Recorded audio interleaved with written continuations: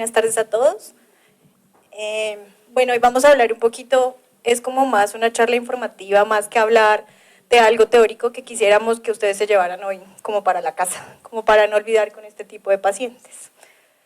Un gran mito que tenemos sobre todo en nuestros niños que tienen infección por VIH o que están en contacto de exposición al VIH es que no se pueden vacunar. Quiero aclararles si esto realmente es un mito o una realidad.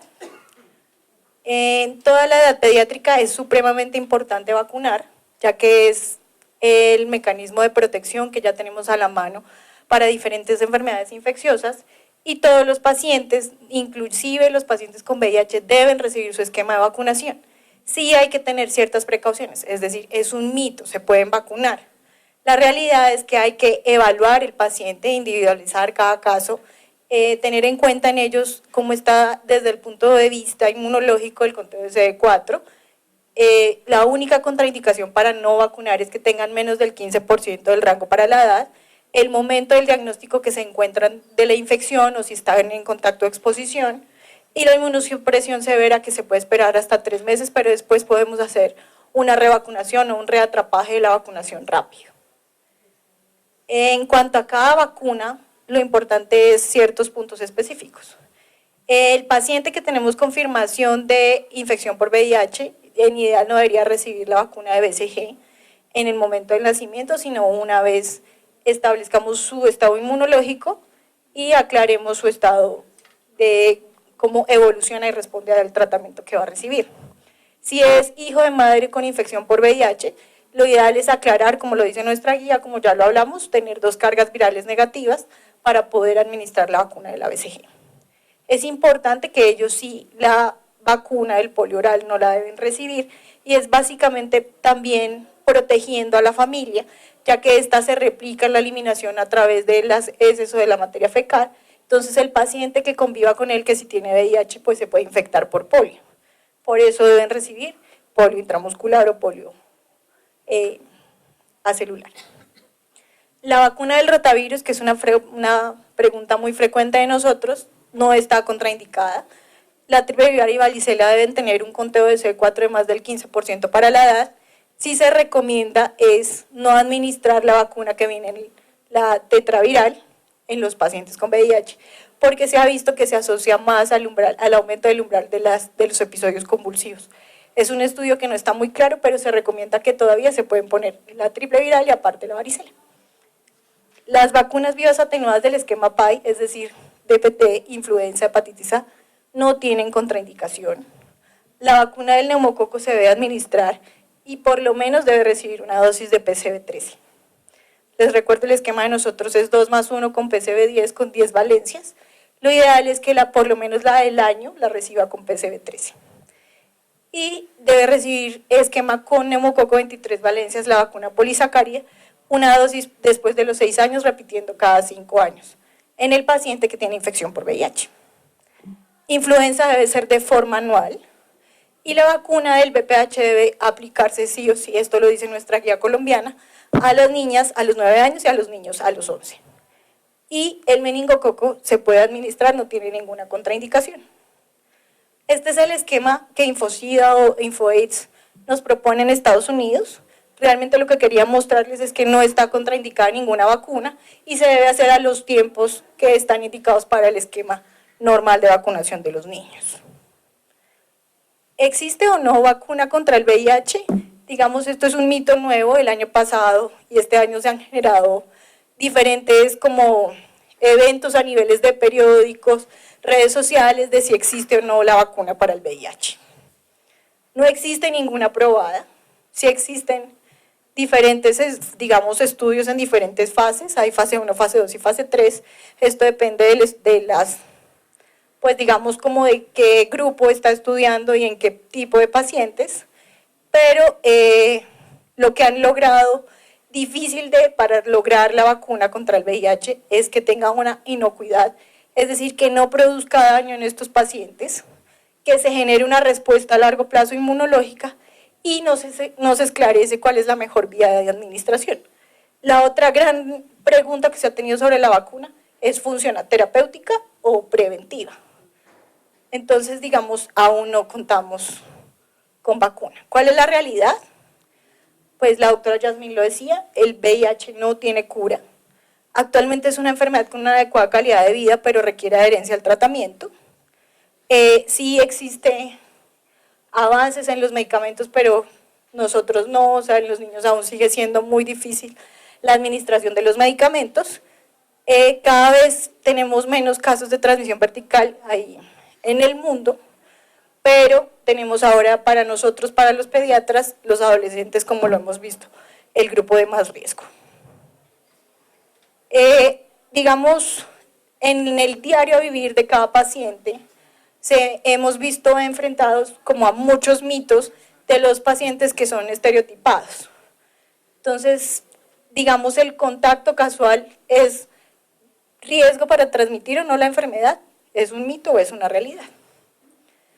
Entonces, quiero hablarles un poquito de cómo es que se transmite realmente para que borremos esos mitos de transmisión por contacto casual. Básicamente el virus no sobrevive fuera del cuerpo mucho tiempo, solo se transmite o se contrae a través de actividades determinadas, como básicamente actividad sexual o el uso de jeringas o agujas. ¿Y cuáles son las secreciones que transmiten? Sangre, semen, líquido preseminal, secreciones rectales, secreciones vaginales y la leche materna. Entonces, ¿cómo debe ser la transmisión? Pues el líquido debe tener contacto con mucosas o con tejidos lesionados, o el líquido debe ser inyectado. Entonces, las conductas de mayor riesgo son las conductas sexuales, no usar el preservativo es el de mayor riesgo, no tomar terapia antirretroviral, compartir agujas o jeringas, utensilios de mezclar o drogas inyectables. Esto es realmente como las conductas de riesgo para transmisión. Puede vivir el virus en una aguja hasta 42 días según las condiciones, pero se habla de transmisibilidad de máximo 7 días, digamos el riesgo alto. Los otros métodos o vías de transmisión que hemos hablado es la transmisión vertical, embarazo, lactancia y en el parto, o un accidente biológico que es el que nos vemos enfrentados en nosotros los trabajadores de la salud. Otras, digamos, formas de transmisión, pero que son aún más raras, se conoce sí casos de transmisión por sexo oral, aunque es muy bajo, tiene que haber como lesiones o injurias en la mucosa oral, las transfusiones o trasplantes, que cada vez es más seguro pues por todos los estudios que nos ha dado gracias a que conocemos cómo se transmite el VIH, el contacto con secreciones infectadas, con herida de piel, con heridas o pieles abiertas o mucosas, los besos profundos. La premasticación, es una vía de transmisión que podemos ver que es muy rara, pero está descrita en las mamás que premastican los alimentos para los bebés. O sea, en el caso de pediatría, sí tendríamos que tenerlo en cuenta y recomendar no premasticar. Cuanto a los mitos que existen grandes, es la picadura del insecto o mordedura de insecto. No existen reporte de casos que haya transmisión del virus, a pesar de que el insecto muerda a alguien infectado y luego muerda a alguien sano o no infectado. Esto es un mito. Y en conclusión, se me borraron los muñequitos, no se transmite básicamente quería mostrarles los besos, los abrazos, el apretón de manos, compartir un plato, compartir un baño, compartir un pocillo, no transmiten el virus del VIH. La saliva, las lágrimas o el sudor, es decir, muchas veces cuando un paciente con VIH llora, la persona sale corriendo porque dice se me va a pegar el virus del VIH. Esto es un mito. Por compartir baños, duchas, piscinas o cocinas, es un mito. Ya les había explicado lo de la mordedura de mosquito, tos o estornudos, compartir toallas, ropa de cama o utensilios de comer. ¿Cuál es la realidad? No tiene preferencia sexual, ya lo habíamos visto, ni grupo social, y pues el grupo ahora de riesgo para nosotros, como la doctora Yasmín nos explicó, son los adolescentes. Otro escenario donde existen muchos mitos de transmisión y que se ha vuelto a veces una barrera inclusive para ofrecer un tratamiento adecuado son los procedimientos quirúrgicos. Entonces, ¿es mito o realidad? Sí, existe una alta transmisibilidad del virus en un procedimiento quirúrgico. digamos, ¿de qué nos ha servido mucho conocer cómo funciona el VIH? Y es las medidas preventivas que se tienen en un quirófano. En los años 80, como que nadie le importaba si tenía contacto con saliva, con la sangre, si se puncionaba, como cirujano en un procedimiento o inclusive como ayudante de cirugía en un procedimiento quirúrgico. Digamos, ¿qué es lo que se ha logrado? Porque ha sido muy debatido si a todos los pacientes tenemos que esclarecer si es VIH o no positivo antes de una cirugía. Eso no es aún factible, digamos, es muy debatido. No se les pide a todo el mundo la prueba de VIH. Entonces, ¿qué se logró? Mejorar la seguridad o bioseguridad durante el procedimiento quirúrgico. Entonces, se logró optimizar mejor el manejo de secreciones, fluidos y sangre de todos los pacientes, aumentar las medidas de bioseguridad, es decir, el uso de guantes, tapabocas, bata, trabajar en equipo para la protección de todos, porque antes, digamos, como que no importaba el cortopunzante, no importaba el guardián, con esto se optimizó y se evaluó realmente las indicaciones de transfusión, porque, digamos, antes se veía fácil transfundir y no se evaluaba el riesgo de la transfusión como tal. Entonces, en un paciente que se sabe que tiene infección por VIH, si es una cirugía de urgencia, se debe realizar, solo que se debe tener las medidas de precaución, como en todos los pacientes. No hay justificación ninguna para negar ningún procedimiento quirúrgico a un paciente que tenga VIH. Durante el procedimiento, lo único que se debe tener como más en cuenta, a pesar de que todos los procedimientos lo llevan, es el manejo de cortopunzantes y la honestidad de la relación o el manejo adecuado de relación médico-paciente. Si el paciente conoce su estado de infección o los padres del paciente, deben ser honestos y deben informar. Y evaluar siempre el estado inmunológico del paciente.